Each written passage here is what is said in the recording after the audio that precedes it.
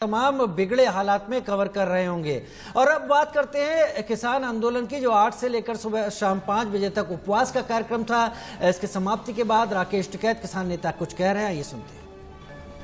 कोई हम भी सरकार का और नहीं है कि हम पूर्ण रूप आ रहे हैं। यहाँ पे सरकारों को बात सुननी पड़ेगी, वे आज सुन लें, वे 10 दिन में सुन लें। हम बात से इसका समाधान चाहते हैं, ठीक है। किसान वापसी नहीं जाना यहाँ से, सरकार आज सुन ले या 10 दिन में सुन ले। अगले की जो रणनीति होगी वो कल के बाद में होगी।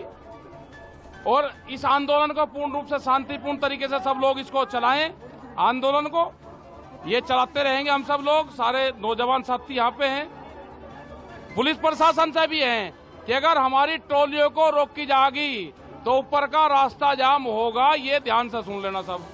हमें यहाँ पे कुछ कहेंगे तो हम गांवों में थानों में पशु बंधेंगे। जिस तरह से हमारे लोगों का हरासमेंट करा जा रहा, पुलिस भेजी जा रही है, क्या पंजाब और हरियाणा के लोगों को कोई रोक रहा है वहां पे?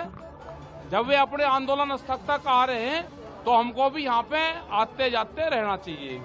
ये हमारा है अनशन। ये आज पूरा अनशन को समापन यही करा जाता है। अगला होगा उसकी घोषणा कब होगी, हमारे जो सीनियर लीडर्स नंबर की बात आपने कही थी, कुछ नंबर यहाँ पर लगाएंगे आप, ताकि नंबर लगाएंगे। 4 कॉन्टैक्ट नंबर हम रिलीज कर देंगे। अगर किसी को भी प्रेस को कोई दिक्कत है, पुलिस को कोई दिक्कत है, बाहर के हमारे टोली रुखड़ी उनको कोई दिक्कत है तो उन नंबरों पर संपर्क कर सकते हैं। वे 4 नंबर हम आज ही जारी कर देंगे। आगे था जो इस तरह के जो शख्स आ रहे हैं उसकी हम निगाह रख रहे, हमारी इंटेलिजेंस निगाह रख रही है। और हम चाहेंगे कि इंटेलिजेंस रहे और सरकार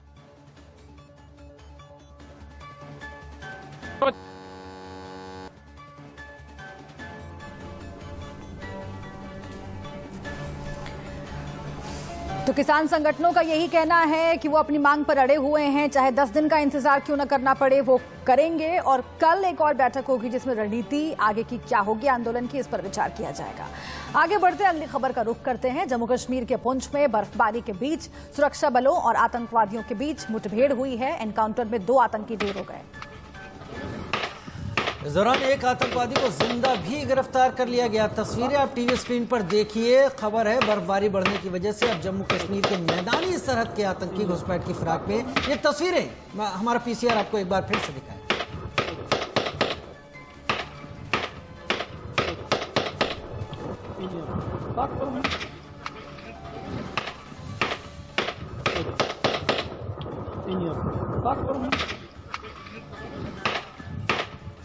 इनको हमने आखिरकार कुशाना के इलाके में घेर लिया और इनको सरेंडर करने का मौका दिया, लेकिन इन्होंने हमारी पार्टी पर फायरिंग शुरू कर दी, जिससे कि हमें जवाबी कार्रवाई में इन पर फायरिंग करनी पड़ी।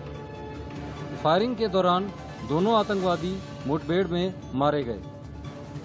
इनसे 2 AK-47, 6 AK-47 की magazine, 300 AK-47 ammunition, 1 UBGL, 1 Thuraya set, 12 grenade, 300 ग्राम एक्सप्लोसिव मटेरियल, 3 मोबाइल फोन और 26,000 रुपए कैश में बरामद हुए।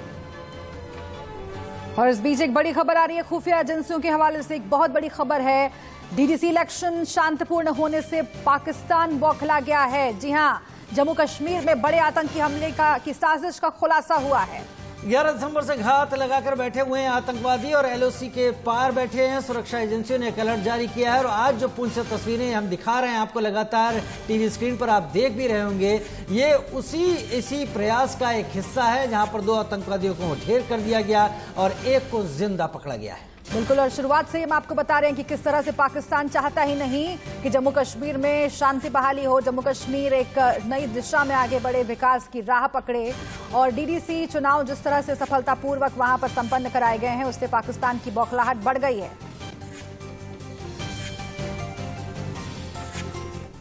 चलिए, और LOC पर पाकिस्तान को भारतीय सेना मुंहतोड़ जवाब दे रही है। कल पुंछ में 2 आतंकवादियों को सुरक्षा बलों ने मार गिराया, एक को जिंदा पकड़ा। बर्फबारी पड़ते ही आतंकी मैदानी इलाकों से घुसपैठ की फिराक में है, लेकिन सुरक्षा बल चौकस है। ISI की नई साजिश क्या है, इंडिया न्यूज रिपोर्टर अजय जयंडाल से सुनते हैं।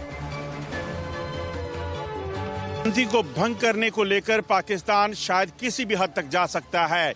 यही वजह है कि पाकिस्तान ने अब भारी बर्फबारी के बीच भी आतंकियों को घुसपैठ करके जम्मू कश्मीर में हमले करने के लिए आदेश दिए हैं। जी हां, आपको बताऊं, सूत्रों से मिली जानकारी के मुताबिक पाकिस्तान के कब्जे वाले इलाके पीओके में जो है वो 300 से ज्यादा आतंकी एलओसी पर पाकिस्तानी सेना के साथ मौजूद हैं, जो लीपावाली, केरन, कुपवाड़ा, पुंछ और नौशहरा सेक्टर में हैं। और इन आतंकियों को पाकिस्तान की तरफ से ये निर्देश मिले हैं कि वो ज्यादा से ज्यादा तादाद में जम्मू कश्मीर में घुसपैठ करके पहुंचे और यहां पर चुनावों के दौरान या फिर इस चुनावों के बाद भी सुरक्षा बलों पर हमले करें ताकि यहां मौजूद शांति भंग हो सके, क्योंकि पाकिस्तान को ये रास नहीं आ रही है।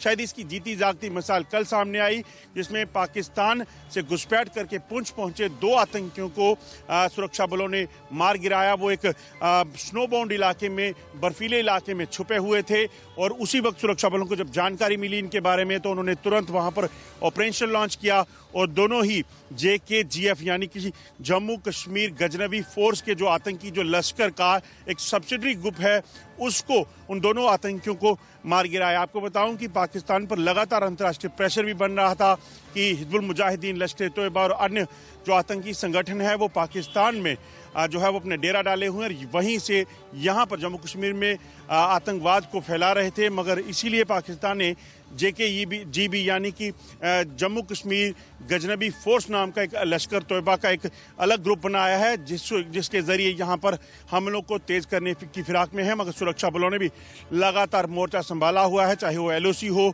या फिर कोई भी इलाका। पाकिस्तान से आने वाले हर आतंकी को मुंहतोड़ जवाब देने के लिए, उन्हें मार गिराने के लिए सुरक्षा बल भी लगातार नजर बनाए हुए हैं। अनुज कुमार के साथ अजय जंडियाल, इंडिया न्यूज,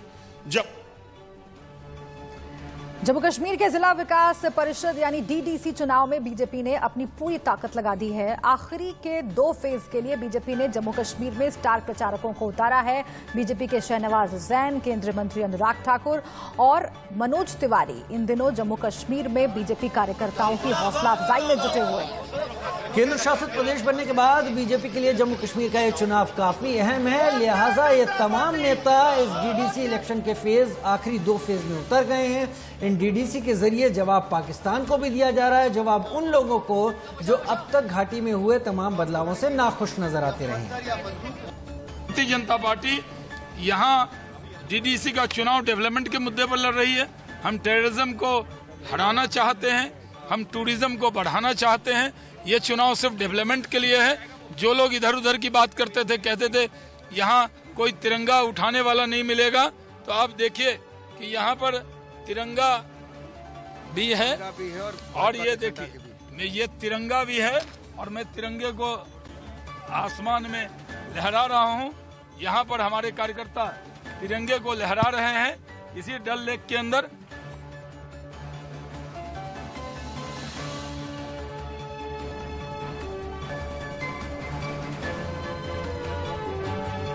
और आपको हम 6 तस्वीरें दिखा देते हैं। DDC इलेक्शन क्यों इतना ज्यादा खास है और ये 6 तस्वीरें इसकी बानगी हैं, किस तस्वीर देती हैं। शुभ 28 नवंबर की बात करें तो जो उम्मीद जताई जा रही है 52% से शुरुआत हुई। बिल्कुल, और 1 दिसंबर को आप देखिए उसी के आसपास 49% वोटिंग उस दिन हुई है। 4 दिसंबर को करीब 41% वोटिंग, 51% वोटिंग हुई है जी। और 7 दिसंबर की बात करें तो 50% वोटिंग हुई और 10 दिसंबर को 51%। बिल्कुल, और इसी साथ 13 दिसंबर को भी देख लीजिए कि 52% वोटिंग हुई है। तो कुल मिलाकर जम्मू कश्मीर की जनता ने जवाब दे दिया है उन लोगों को जो नहीं चाहते कि लोकतांत्रिक प्रक्रिया जम्मू कश्मीर में आगे बढ़े।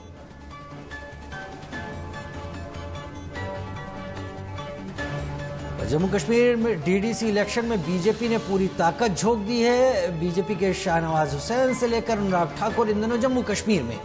केंद्र शासित प्रदेश बनने के बाद बीजेपी के लिए कितना जरूरी है ये चुनाव, बता रहे हैं इंडिया न्यूज संवाददाता Aarish Bilal. District development council के 6 चरण के चुनाव हो चुके हैं और अभी भी 2 फेजेस बाकी हैं।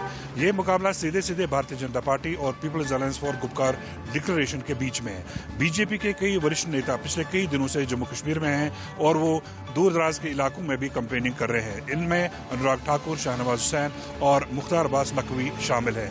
जबकि अनुराग ठाकुर जो है उनको डीडीसी इलेक्शंस का इंचार्ज बना दिया गया है। शाहनवाज हुसैन और कई और नेता आज भी नॉर्थ कश्मीर में कैंपेनिंग कर रहे हैं। उधर people's alliance for Gupkar declaration, जिसमें नेशनल कॉन्फ्रेंस और पीडीपी भी शामिल है, उनका दावा है कि उनके नेताओं को घरों में नजरबंद कर दिया गया है और उनके जो कार्यकर्ता है, उनके जो कैंडिडेट्स है, उनको सिक्योरिटी के नाम पे घरों से बाहर भी नहीं निकलने दिया जा रहा है। बीजेपी ने दावा किया है कि अगर वो कामयाब होते हैं तो वो जम्मू कश्मीर का नक्शा बदल देंगे और इसको तरक्की की राह पे डाल देंगे।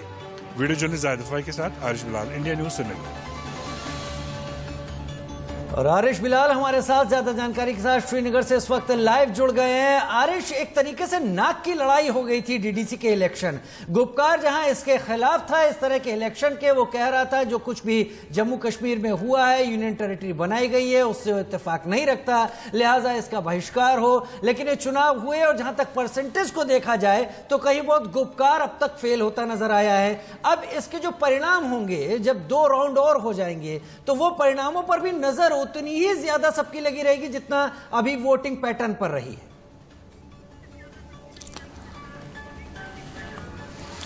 जी बिल्कुल, और ज्यादातर लोगों को ये उम्मीद नहीं थी कि डीडीसी के इलेक्शन होंगे भी और इतना अच्छा परसेंटेज देखने को मिलेगा। अगर आप एवरेज निकालें पिछले 6 फेजेस की, तकरीबन 50% के करीब जो है वो वोट डाले गए हैं। हालांकि जम्मू में ज्यादा अच्छा रिस्पांस रहा, लेकिन कश्मीर में भी कम अच्छा रिस्पांस नहीं देखने को मिला।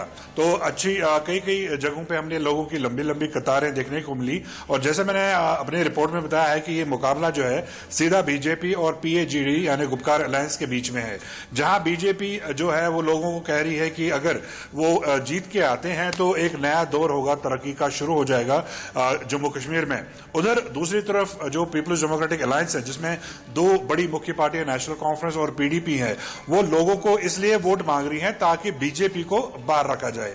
हालांकि ये भी हकीकत है कि कुछ समय पहले तक बीजेपी और पीडीपी जो है वो जम्मू कश्मीर में साझा सरकार चला रही थी।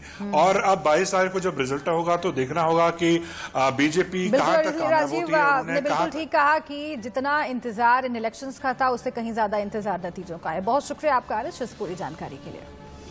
आगे बढ़ते हैं, अगली खबर का रुख कर लेते हैं। फिल्म एक्ट्रेस कंगना रनौत ने फिल्म तेजस की शूटिंग से पहले रक्षा मंत्री राजनाथ सिंह से मुलाकात की है। कंगना के साथ फिल्म तेजस की पूरी टीम भी मौजूद थी। कंगना ने राजनाथ सिंह से मुलाकात की फोटो सोशल मीडिया पर पोस्ट की।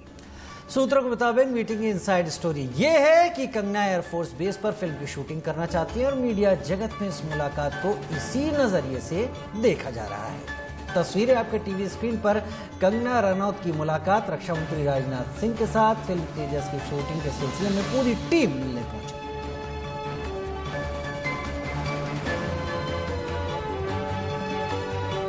तो ये तस्वीरें मुलाकात बातचीत की कयास बहुत कुछ लगाए जा रहे हैं। जिस तरह से कंगना का रुख रहा है, कंगना महाराष्ट्र सरकार के ठीक सामने खड़ी हो गई थी तमाम मुद्दों पर और एक तरीके से माना जा रहा था कि कंगना बीजेपी की भाषा बोल रही हैं। लेकिन उसके बाद जब लगातार कंगना अपने बयानों से भी विवादों में आई, इस बीच ये मुलाकात सामने आ गई और ये मुलाकात ठीक इस दौर में सामने आई है जब कंगना अपनी फिल्म की शूटिंग के दौरान रक्षा मंत्री राजनाथ सिंह से मिल रही होती है। तेजस की शूटिंग से पहले एक्ट्रेस कंगना रनौत रक्षा मंत्री राजनाथ से मिली हैं। तस्वीरें हमने आपको दिखाई। फिल्म तेजस की टीम ने भी राजनाथ सिंह से मुलाकात की। आखिर कंगना रक्षा मंत्री से मिलने की क्या जरूरत पड़ गई उन्हें, इंडिया न्यूज संवाददाता प्रीति सोमपुरा बताएंगे। तमिलनाडु की पूर्व मुख्यमंत्री जयललिता की जिंदगी के ऊपर बन रही फिल्म की शूटिंग खत्म करते ही कंगना रनौत सीधे हैदराबाद से दिल्ली पहुंची और दिल्ली में उसने कैबिनेट मंत्री राजनाथ सिंह के साथ में मुलाकात की।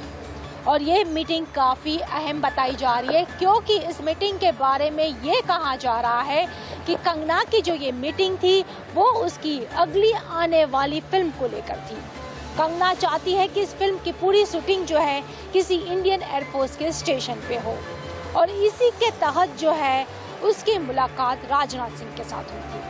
क्योंकि इसके पहले देखा गया है कि एके वर्सेस एके फिल्म और गुंजन सक्सेना फिल्म को लेकर इंडियन एयरफोर्स ने आपत्ति जताई थी। कंगना नहीं चाहती है कि इसकी फिल्म को लेकर जो है इंडियन एयरफोर्स के द्वारा आपत्ति जताई जाए। वो इस फिल्म में वही दिखाना चाहती है जो सच्चाई है, देशभक्ति के ऊपर ये पूरी फिल्म है और इसी के तहत जो है कंगना ने राजनाथ सिंह के साथ मुलाकात की थी। प्रीति सोमपुरा, इंडिया न्यूज, मुंबई। और सीधा आपको मुंबई लिए चलते हैं, जहां पर हमारी संवाददाता शिवानी जुड़ गई हैं। शिवानी, कंगना रनौत के बयानों का हम जिक्र कर रहे थे और उन बयानों को अगर जहन में रखें तो बहुत कुछ है जो पर्दे के पीछे छुपा हुआ लगता है। आज की मुलाकात की कहानी क्या रही?